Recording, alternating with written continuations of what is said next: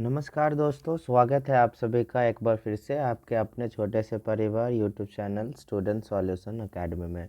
दोस्तों, हमने जो है पिछली क्लास में चीज़ें डिस्कस करी थी फंडामेंटल राइट के बारे में, मौलिक कर्तव्यों के बारे में, कि कैसे फंडामेंटल राइट जो है हमने सोवियत संघ से अडॉप्ट करी और ये फंडामेंटल राइट जो है अपनी मूल संविधान का हिस्सा नहीं था। इसे कैसे जो है सरदार जो है स्वर्ण सिंह कमेटी के दो सिफारिश पर जो है इसे भारत के संविधान के भाग 4 में जोड़ा गया था और फिर पार्ट 4 जो है भाग 4 के का जो है ए बन गया, अमेंडेड वाला पार्ट।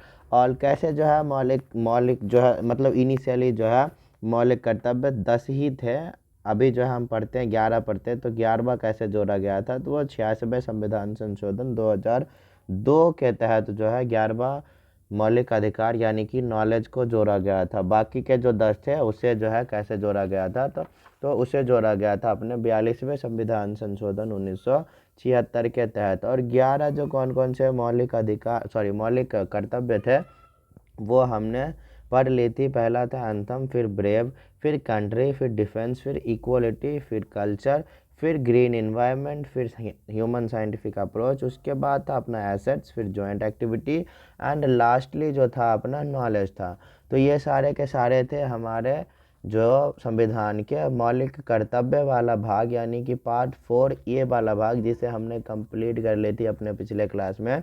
आज की क्लास जो होने वाली है वो बेस्ड होने वाली है अपने अगले वाला भाग यानी कि भाग 5 पे बेस्ड होने वाली है। और भाग 5 जो है अपना कहता है द यूनियन के बारे में।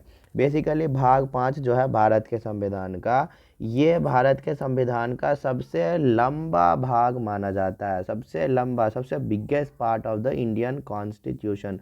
भारतीय संविधान का सबसे लंबा भाग इसे माना जाता है क्योंकि इसमें लगभग जो है 100 आर्टिकल आते हैं, 100 अनुच्छेद जो है इसके अंतर्गत हम पढ़ते हैं। ठीक है, और ये शुरू होता है आर्टिकल नंबर 52 से। क्यों? क्योंकि अपनी पार्ट 4 ख़त्म हुई थी 51 पे, और पार्ट 4 ए ख़त्म हुई थी 51 ए के पर। तो जो भाग 5 होगा वो स्टार्ट होगा अपना अनुच्छेद 52 से लेकर के, ठीक है, और अंत होगा ये 151 पे। तो पार्ट 5 जो अपना कवर करेगा द यूनियन जो है संघ जो कवर करेगा वो लगभग 100 आर्टिकल को कवर करेगा और वो शुरू होगा 52 से, ख़त्म होगा 151 पे। तो हेडिंग डाल लेंगे द यूनियन, हेडिंग डाल लेंगे पार्ट 5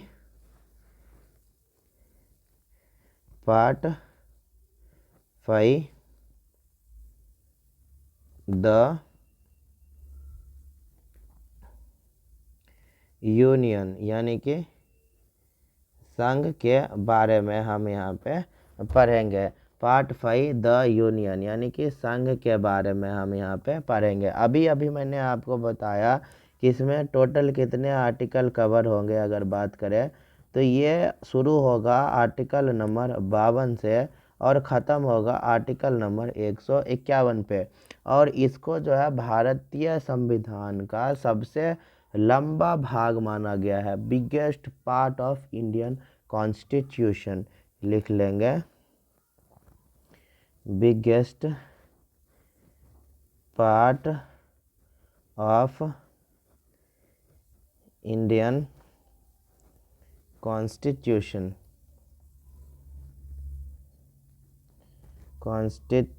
तो भारतीय संविधान का सबसे लंबा भाग इसे माना गया है। अगर आपसे पूछ लिया जाए क्वेश्चन में कि भारत के संविधान का सबसे लंबा भाग कौन से भाग को माना गया है, तो भारत के संविधान का सबसे लंबा भाग जो है वो माना गया है द यूनियन को, पार्ट 5 को माना गया है। क्यों?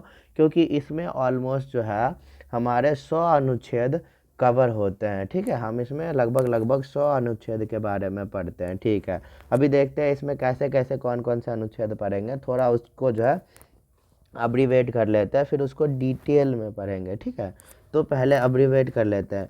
सबसे पहले तो ये शुरू होगा आर्टिकल नंबर 52 से। शुरू कहाँ से होगा?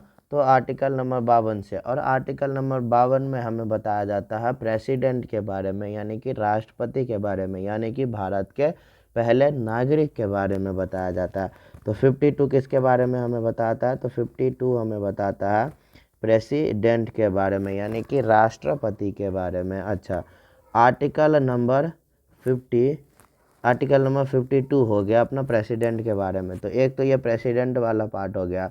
इसके बाद हम देखेंगे प्रेसिडेंट के बाद आर्टिकल नंबर 63। तो 63 हमें बताएगा वाइस प्रेसिडेंट के बारे में। किसके बारे में? तो उपराष्ट्रपति के बारे में, वाइस प्रेसिडेंट के बारे में, उपराष्ट्रपति के बारे में। राष्ट्रपति के बारे में अनुच्छेद नंबर 52 में, उपराष्ट्रपति के बारे में अनुच्छेद नंबर 63 में। ठीक है, 53 नहीं, 63, 63। ठीक। अच्छा, इसके बाद आता है अपना अनुच्छेद नंबर 74 से 75। तो 74 और 75 नंबर हमें बताता है कैबिनेट यानी कि मंत्रिमंडल और जो है प्रधानमंत्री के बारे में। कैबिनेट एंड पीएम, मंत्रिमंडल तथा प्रधानमंत्री के बारे में बताता है हमें। ठीक है, तो कैबिनेट 74 और 75 बताता है अपना प्रधानमंत्री के बारे में। 52 बताता है हमें प्रेसिडेंट के बारे में। 63 बताता है हमें वाइस प्रेसिडेंट के बारे में, यानी कि उपराष्ट्रपति के बारे में। और जो है अपना उसके बाद 74 और 75 आर्टिकल नंबर आता है। 74 और 75 आर्टिकल आता है। तो 74 जो आर्टिकल है वो बताता है अपना मंत्री परिषद के बारे में, यानी कि कैबिनेट के बारे में, यानी कि काउंसिल ऑफ मिनिस्ट्री के बारे में। और 75 बताता है अपना पीएम के बारे में, प्रधानमंत्री के बारे में। ठीक है, तो ये थी। तो कैबिनेट का मतलब क्या होगा? कैबिनेट का मतलब होगा ministry of, council of ministry. ठीक है, काउंसिल ऑफ मिनिस्ट्री, इसका मतलब होता है मंत्री परिषद। मंत्री परिषद, काउंसिल ऑफ मिनिस्ट्री, मंत्री परिषद, यानी कि cabinet and PM. Article number 74 and 75। अच्छा, ये हो गई। इसके बाद अपना आता है एक बड़ा पोस्ट है, एक ठीक ठाक पोस्ट है, अटॉर्नी जनरल, यानी कि महान्यायवादी के बारे में पढ़ते हैं हम। तो महान्यायवादी के बारे में पढ़ेंगे हम अनुच्छेद नंबर 76 में, अनुच्छेद नंबर 76 में, यानी कि आर्टिकल नंबर 76 में हम पढ़ेंगे अटॉर्नी जनरल के बारे में, जिसे कहते हैं हम लोग नॉर्मल लैंग्वेज में महान्यायवादी। तो लिख लेंगे अटॉर्नी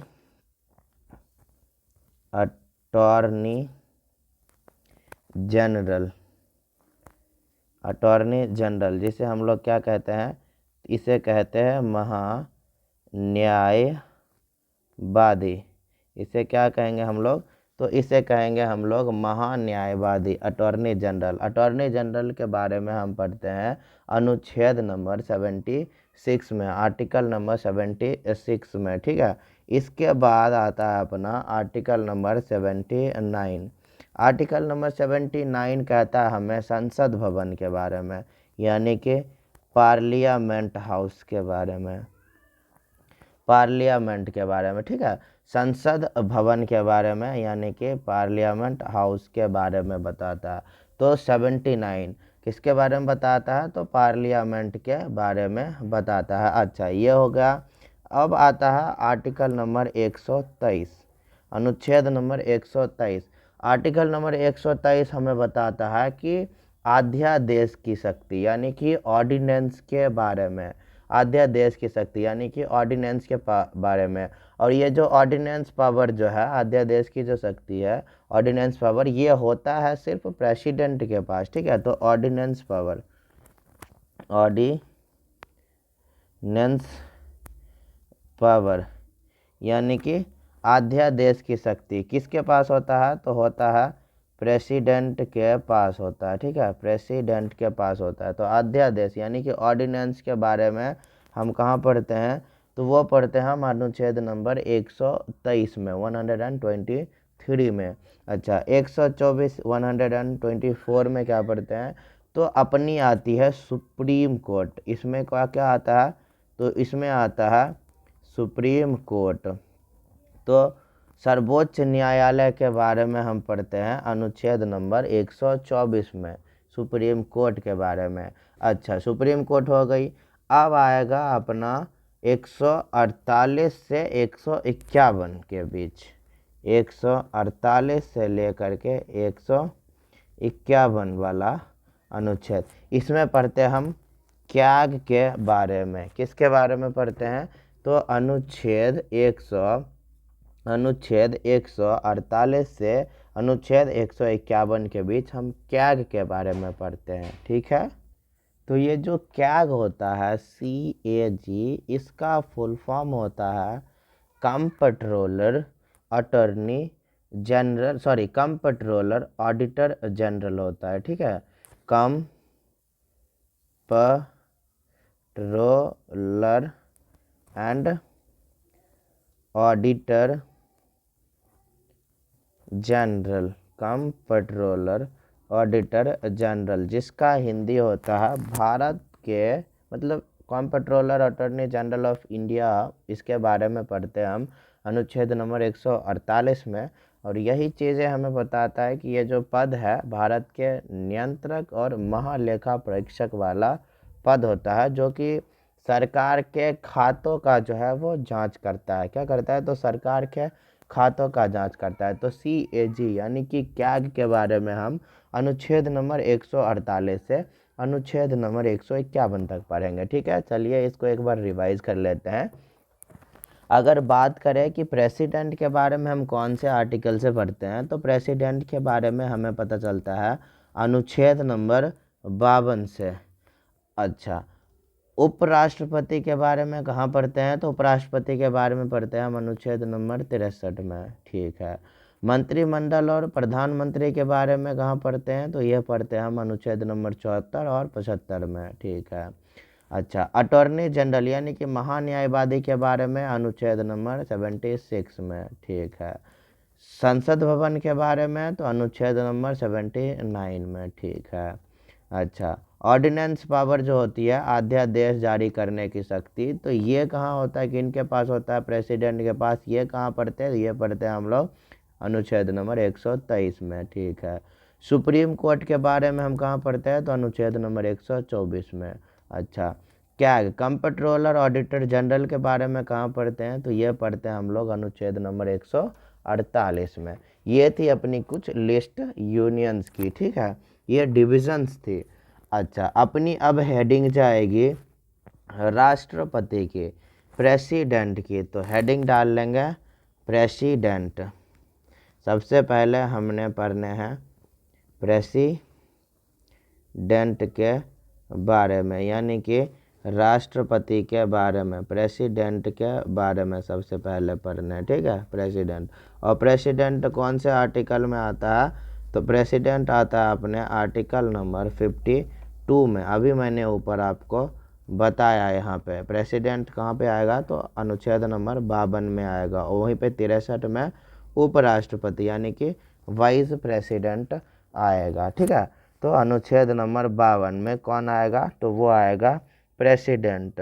ठीक है, तो चलिए हम थोड़ा प्रेसिडेंट का पार्ट पढ़ लेते हैं, प्रेसिडेंट का भाग पढ़ लेते हैं कि प्रेसिडेंट की जो कहानी है वो कैसी है। ये जो 52 से लेकर के 61 तक जो आर्टिकल है, ये जो सब प्रेसिडेंट को दिया गया है, तो 52, 53, 54, 55, 56, 57, 58, 59, 60 और 61, इतने जो आर्टिकल हैं, इसमें जो है राष्ट्रपति की कौन कौन सी बातें की गई है उसके बारे में थोड़ा चर्चा हम लोग कर लेते हैं। यहाँ पे कुछ आर्टिकल्स ऐसे भी हैं जो आगे भी दिया गया है, वो राष्ट्रपति के हित में है, राष्ट्रपति के पास उनकी पावर है, तो वो हम आगे कवर कर लेंगे। पहले राष्ट्रपति वाला भाग कवर कर लेते हैं। तो सबसे पहले डालेंगे आर्टिकल नंबर 52। आर्टिकल नंबर 52 तो बताता ही है राष्ट्रपति के बारे में, प्रेसिडेंट के बारे में। तो इसके बारे में क्या ही भरना है, ये तो सीधे सीधे बताएगा कि एक राष्ट्रपति होना चाहिए भारत का, there will be a president of India, तो सेम चीज़ लिख देने हैं।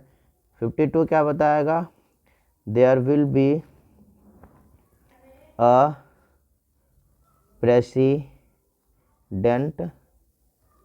ऑफ इंडिया, कि भारत का एक राष्ट्रपति होगा, भारत का एक राष्ट्रपति होगा। There will be a president of India, Bharat का एक राष्ट्रपति होगा।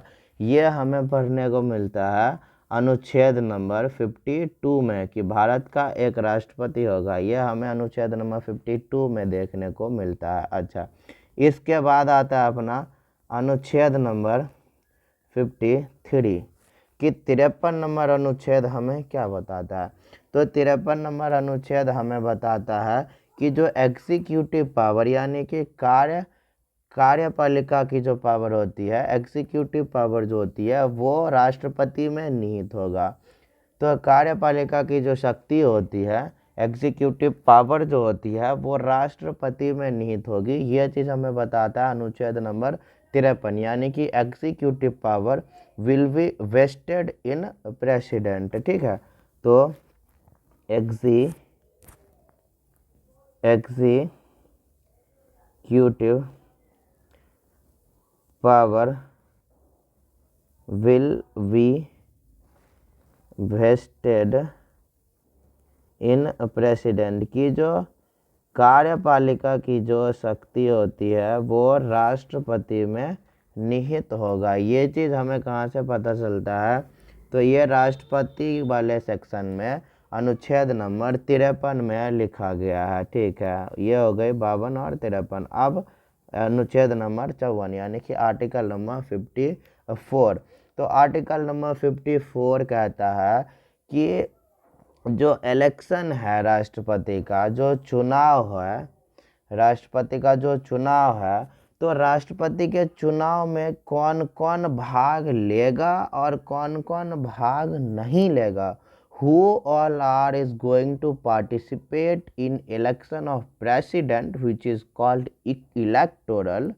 तो राष्ट्रपति के चुनाव में कौन कौन भाग लेगा और कौन कौन भाग नहीं लेगा, इसके बारे में हमें पता चलता है भारत के संविधान के भाग 5 के अनुच्छेद नंबर 54 में। ठीक है, who all are will participate in election. ठीक है, who all are will participate in election, की जो है चुनाव में कौन कौन भाग लेगा उसके बारे में बताता है। ठीक है, इसके बारे में बताता है कौन सा, तो ये बताता हमें अनुच्छेद नंबर 54। ठीक, इन सबको हम डिटेल में पढ़ेंगे कि कौन कौन चुनाव में भाग लेगा और कौन कौन नहीं लेगा, और राष्ट्रपति का चुनाव कैसा होता है, इनडायरेक्ट होता है कि डायरेक्ट होता है, ये सबको हम डिटेल में पढ़ेंगे। अभी हम संविधान के अनुच्छेद में क्या लिखा हुआ है वो जानने की कोशिश कर रहे हैं। ठीक है, तो घबराएं नहीं दोस्तों, हम सबको कंटिन्यू करेंगे, इसको डिटेल में पढ़ेंगे। फिलहाल के लिए हम ये जानने की कोशिश कर रहे हैं कि उन सारे अनुच्छेद में लिखा क्या गया। तो 52 कहता है कि भारत का एक राष्ट्रपति होगा। 53 कहता है कि जो कार्यपालिका की शक्ति होगी वो राष्ट्रपति में निहित होगी। 54 कहता है कि राष्ट्रपति के चुनाव में कौन कौन भाग लेगा और कौन कौन भाग नहीं लेगा। अच्छा, 55 कहता है कि भारत के जो राष्ट्रपति है उनके चुनाव कैसा होगा, मतलब उनका चुनाव कैसा होगा, मैनर ऑफ इलेक्शन, डायरेक्ट होगा कि इनडायरेक्ट चुनाव होगा, ये सब हम डिटेल में पढ़ेंगे। तो 55 कहता है कि राष्ट्रपति का चुनाव कैसा होगा, manner of election of president. ठीक है, manner of election of president, की जो राष्ट्रपति का चुनाव है वो कैसा होगा, इसके बारे में हमें बताता है आर्टिकल नंबर 55। अच्छा, आर्टिकल नंबर फिर आता है 56। आर्टिकल नंबर 56 की बात करें कि हमें 56 क्या बताता है, 56 से हमें क्या जानकारी मिलती है, तो ये जानकारी यहाँ से मिलती है कि कार्यकाल कितने दिनों का होगा? राष्ट्रपति का कार्यकाल कितने दिनों तक होगा? टीनर ऑफ ऑफिस जिसे कहते हैं, यानी कि कार्यकाल, टेन्योर जिसे कहते हैं हम, ठीक है, टेन्योर, टेन्योर ऑफ ऑफिस यानी कि कार्यकाल, कार्यकाल, कार्यकाल की अवधि मतलब कार्यकाल की अवधि मतलब कितने साल तक काम करेंगे, इसके बारे में हमें अनुच्छेद नंबर 56 से जानने को मिलता है। अच्छा, 56 के बाद 57 कि 57 नंबर में क्या कहता है? 57 नंबर में कहता है कि अगर किसी वजह से प्रेसिडेंट अपने पद से इस्तीफा देते हैं या हटाया जाता है तो फिर उनकी री इलेक्शन, पुनः चुनाव कैसे होगा उसके बारे में बताया जाता है। तो 57 बताता है हमें री इलेक्शन के बारे में, पुनः चुनाव के बारे में, ठीक है। अच्छा, 58 हमें क्या बताता है? 58 हमें बताता है क्वालिफिकेशन। सबसे तो पहले री इलेक्शन ऑफ प्रेसिडेंट लिख लेंगे ताकि बेहतर समझ में आए। अच्छा, अब 58 बताता है क्वालिफिकेशन यानी कि शिक्षा जो है या फिर जो है क्या कि क्वालिफिकेशन मतलब वो उस लायक है या नहीं है उस पद के लिए, उस पद के लिए एलिजिबल है या नहीं है, उनके लिए जो भी रिक्वायरमेंट्स होती है वो फुलफिल कर रहे हैं कि नहीं, उसके बारे में, तभी जो है वो चुनाव जो है लड़ सकते हैं, ठीक है, तभी वो इलेक्शन लड़ सकते हैं। तो क्वालिफिकेशन के बारे में बताता है, क्वालिफिकेशन ऑफ प्रेसिडेंट की प्रेसिडेंट बनने के लिए क्या क्या क्वालिफिकेशन होते हैं उसके बारे में बताया गया है अनुच्छेद नंबर 58 में। अच्छा, इसके बाद आता है अनुच्छेद नंबर 59 यानी कि आर्टिकल नंबर 59। 59 जो अनुच्छेद नंबर है ये बताता है हमें कंडीशंस के बारे में। किसके बारे में अगर बात करें कि 59 नंबर जो आर्टिकल है, अनुच्छेद है, ये हमें बता रहा है कंडीशंस के बारे में। तो कौन कौन से कंडीशंस होते हैं उसके बारे में हमें कहाँ जानने को मिलती है? तो वो मिलती है 59 में, कंडीशंस कि राष्ट्रपति बनने के लिए जो है कौन कौन से कंडीशंस होते हैं, तो वो सारी चीज़ें हमें यहाँ देखने को मिलती है। अच्छा, 59 के बाद 60, तो 60 नंबर अनुच्छेद में क्या देखने को मिलेगा हमें? तो जो 60 नंबर है, 60 नंबर में हमें बताता है शपथ के बारे में कि राष्ट्रपति को शपथ कौन दिलाएगा, कैसे दिलाएगा, कहाँ दिलाएगा, ये सारी चीज़ें। तो 60 बताता है ओथ के बारे में यानी कि शपथ, शपथ के बारे में, ओथ के बारे में, ठीक है, कि राष्ट्रपति को शपथ कौन दिलाएगा, कैसे दिलाएगा, कहाँ दिलाएगा, क्या बुलवाएगा, वगैरह वगैरह, ठीक है। तो 60 हमें बताता है राष्ट्रपति की शपथ के बारे में, ओथ ऑफ प्रेसिडेंट। और 59 बताता है कंडीशंस टू बिकम प्रेसिडेंट कि राष्ट्रपति बनने के लिए कुछ कंडीशंस हैं, ठीक। अच्छा, 60 हो गया। उसके बाद 61 राष्ट्रपति के सेक्शन की लास्ट आर्टिकल, हालांकि इसके बाद भी कुछ आर्टिकल्स हैं जो बाद में पढ़ेंगे, इम्पॉर्टेंट है, और राष्ट्रपति के पास ही उस आर्टिकल पे राष्ट्रपति का ही अधिकार होता है, सारी चीज़ें हम पढ़ेंगे। जैसे 72 हो गया समाधान, तो ये सारी चीज़ें हम आगे पढ़ लेंगे, फिलहाल के लिए अभी इतना कंटिन्यू करते हैं। अच्छा, 61 आता है इम्पीचमेंट के बारे में यानी कि महाभियोग के बारे में, इम्पीचमेंट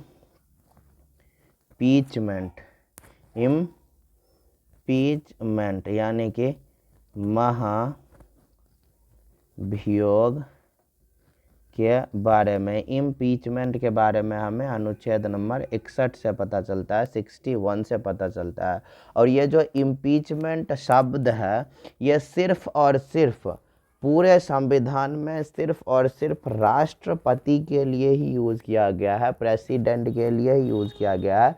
इसके अलावा पूरे संविधान में इस शब्द का प्रयोग किसी और के लिए नहीं किया गया है। और ये इम्पीचमेंट यानी कि महाभियोग क्या होता है? तो ये होता है कि राष्ट्रपति को जब उनके पद से हटाना हो, उस केस में जो है अनुच्छेद नंबर 61 को फॉलो किया जाता है। राष्ट्रपति पे महाभियोग लगाई जाती है और उनके भी कुछ मेजर फॉर्मेट्स है वो फॉलो करने होते हैं। रूल्स एंड रेगुलेशंस हैं, कुछ कंडीशंस हैं, कुछ टर्म्स हैं जो फॉलो करने होते हैं। इतने आसान नहीं होते हैं कि राष्ट्रपति पे वियोग लगाया और जो है राष्ट्रपति को निकाल दे, उतना आसान नहीं होता है। ठीक है, तो ये हुआ अपना इम्पीचमेंट। ठीक है, ये क्या हुआ अपना इम्पीचमेंट। तो ये थी अपनी कुछ प्रेसिडेंट के लिस्ट आउट्स अनुच्छेद।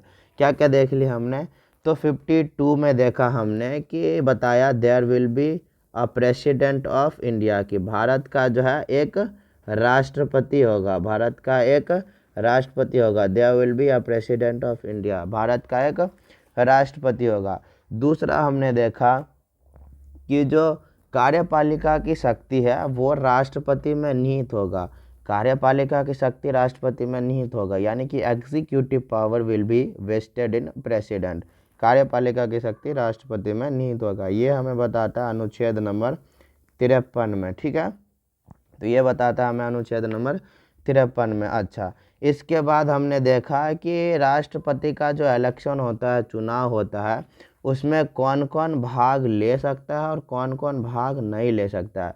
अब हम देखेंगे इसको डिटेल में कि लोकसभा के कौन से मेंबर भाग लेते हैं, राज्यसभा के लेते हैं कि नहीं लेते हैं, लोकसभा का भी लेते हैं कि नहीं लेते हैं भाग चुनाव में। ये सारी चीज़ें डिटेल में हम पढ़ेंगे। तो कौन कौन भाग लेगा और कौन कौन भाग नहीं लेगा राष्ट्रपति के चुनाव में, उसके बारे में हमें अनुच्छेद नंबर 54 से पता चलता है। अच्छा, इसके बाद आता है अपना अनुच्छेद नंबर 55।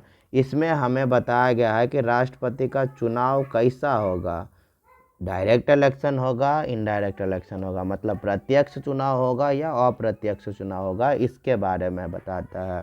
ठीक है, इसके बाद आता है अपना आर्टिकल नंबर 56, यानी कि आर्टिकल नंबर 56 हमें क्या बताता है, 56 हमें क्या बताता है, तो 56 हमें बताता है कि टेन्योर ऑफ ऑफिस, कि मतलब जो है राष्ट्रपति का कार्यकाल कितने वर्ष का होगा, यानी कि अवधि, राष्ट्रपति के कार्यकाल की अवधि। ठीक है, राष्ट्रपति के कार्यकाल की अवधि। ठीक, तो यानी कि टेन्योर के बारे में कि जो है इसमें राष्ट्रपति की जो कार्यकाल कितने दिनों तक होगी, 5 वर्ष होगी, 6 वर्ष होगी, 10 वर्ष होगी, 20 वर्ष होगी, जितने भी दिनों की होगी उसके बारे में यहाँ पे बताया गया है। इसे भी हम डिटेल में पढ़ेंगे बाद में, वैसे 5 की होती है, हम बाद में इसको पूरी डिटेल में पढ़ेंगे। और ये भी देखेंगे कि अगर राष्ट्रपति पे जो है कोई महाभियोग लगता है, हटाया जाता है, या फिर वो खुद ही रिज़ाइन दे करके जो है पोस्ट को छोड़ देते हैं, तो उसके बाद जो राष्ट्रपति बनेंगे वो क्या सिर्फ बचे हुए कार्यकाल के लिए बनेंगे या संपूर्ण कार्यकाल के लिए बनेंगे, वो सारी चीज़ें हम यहाँ पे डिटेल में पढ़ेंगे। फिलहाल के लिए इतनी ही।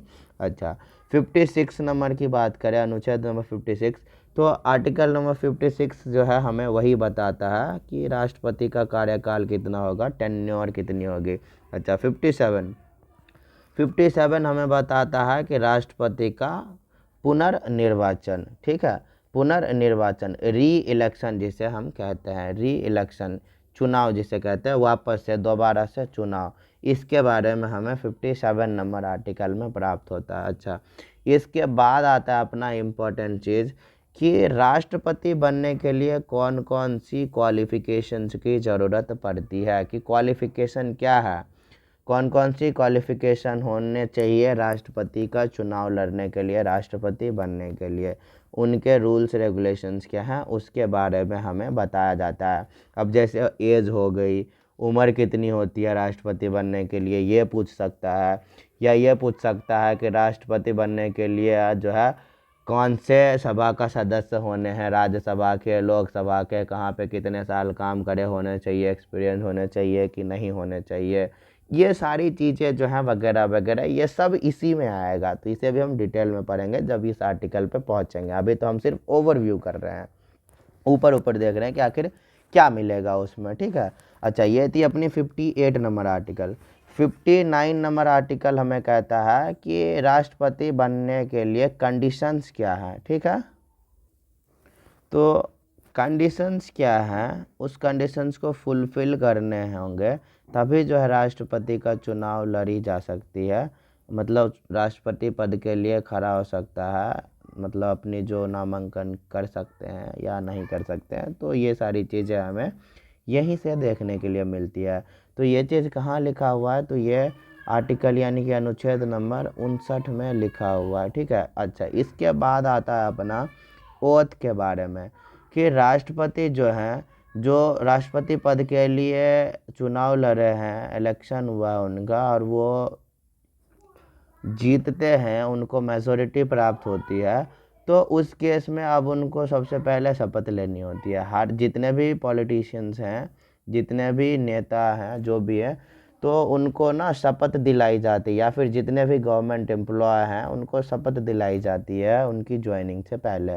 तो जब ये कार्यकाल संभालेंगे उनसे पहले इनको शपथ दिलाई जाएगी, जिसे हम ओथ कहते हैं।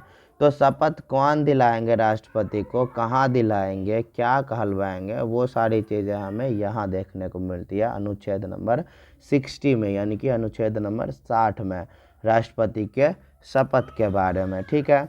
और लास्ट अपना आता है इम्पीचमेंट, यानी कि महाभियोग, कि राष्ट्रपति पर जो है महाभियोग कैसे लगाया जाता है, क्या मेजॉरिटी होती है, क्या वोटिंग होती है, कौन कौन भाग ले सकते हैं, कौन कौन ऑब्जेक्शंस उठा सकते हैं, कौन कौन नहीं उठा सकते, वगैरह वगैरह। ये सारी चीज़ें जो है हमें इम्पीचमेंट यानी कि राष्ट्रपति को उनके पद से हटाने के लिए इनकी कंडीशन जो है ये हमें अनुच्छेद नंबर 61 में देखने को मिलती है। हालांकि यह जो है बहुत जटिल प्रक्रिया है, इतनी आसान नहीं है कि राष्ट्रपति पे महाभियोग लगा करके राष्ट्रपति को उनके पद से खारिज कर दिया जाए, इतनी इजी नहीं है। यहाँ पे स्पेशल मेजॉरिटी की आवश्यकता होती है। अभी ये सारी चीज़ें क्या है हम आगे पढ़ेंगे, फिलहाल के लिए इतनी ही। और जो है मैं बताना ये भी चाहूँगा कि ये जो इम्पीचमेंट है पूरे संविधान में जो है सिर्फ और सिर्फ राष्ट्रपति के लिए ही ये वर्ड, ये शब्द यूज़ किया गया है, इनके अलावा किसी और के लिए इम्पीचमेंट शब्द यूज़ नहीं किया गया। ठीक है दोस्तों, तो ये थी अपनी भाग जो है 5 के ओवरव्यू। हमने टोटल देख ली, पार्टीशंस देख ली, और उसमें प्रेसिडेंट की टॉपिक के जो अनुच्छेद थे, आर्टिकल थे, उसकी ओवरव्यू भी हमने देख ली। आज के लिए बस इतना ही रखते हैं। बने रहिए हमारे साथ, जुड़े रहिए इसी तरह के इन्फॉर्मेटिव कंटेंट के लिए। मिलते हैं अपने अगले क्लास में। अगर वीडियो आपको पसंद आए तो वीडियो को लाइक करके चैनल को ज़रूर से सब्सक्राइब कर दीजिएगा और अपने दोस्तों के साथ भी शेयर कर दीजिएगा। चलिए मिलते हैं दोस्तों अपने अगले क्लास में, तब तक के लिए bye bye, take care, thank you दोस्तों।